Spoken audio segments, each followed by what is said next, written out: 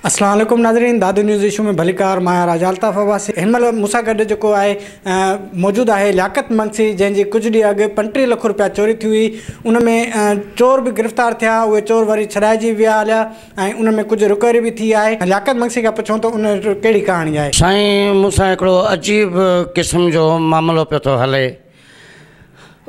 मुंहिंजा चोर ॿ पकड़िया आहिनि, सोन रिकवर थियो आहे, 30 खां 35 लख जी चोरी थियल आहे, उन मां मूंखे 2.5 लख रिकवर थिया आहिनि।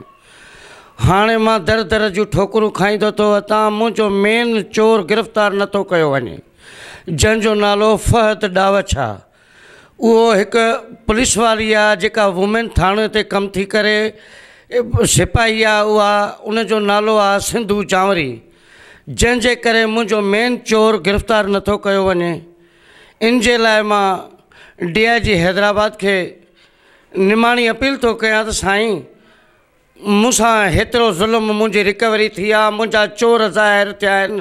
चोर हिन महिल बि चवनि था त तुंहिंजो फलाणो चोर आहे फहद डावछ, उनखे हथ सां लिकायो वियो आहे, मूंसां ज़ुल्म आहे, मूंसां इंसाफ़ कयो वञे त मां साईं जन जो शुक्रगुज़ार रहंदुसि।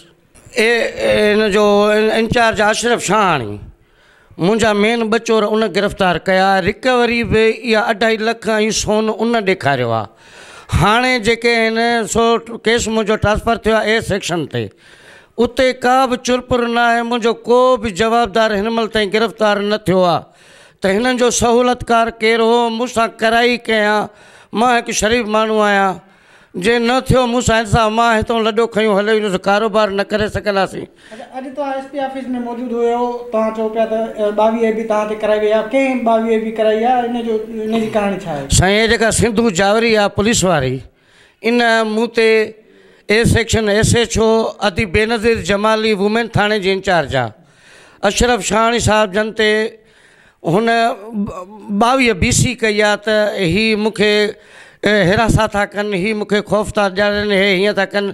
उहा पुलिस वारी आहे मेन जेका ड्रामा पई थी रचाए चोरियूं। उहा पुलिस वारी ख़ुदि मुंहिंजी पुलिस वारी चोरी कराई आहे, जंहिंखे हिन महिल ताईं कुझु बि न थियो आहे। अञा बि उहा मूं ते कंप्लेनूं कंदी थी वठे, पर मूंखे इंसाफ़ कोन थो मिले।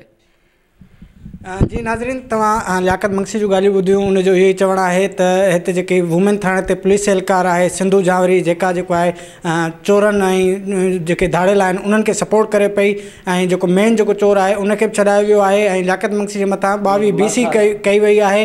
ऐं हिन लियाकत मंगसी जो वज़ीर आला Sindh, chief justice of Pakistan, army chief ऐं आला क़यादत खां मुतालबो कयो आहे त हिन जी जेकी चोरी थियल आहे उहा वापसि कई वञे ऐं हिन जेके चोर जेके ज़ाहिर आहिनि उन्हनि खे गिरफ़्तार कयो वञे।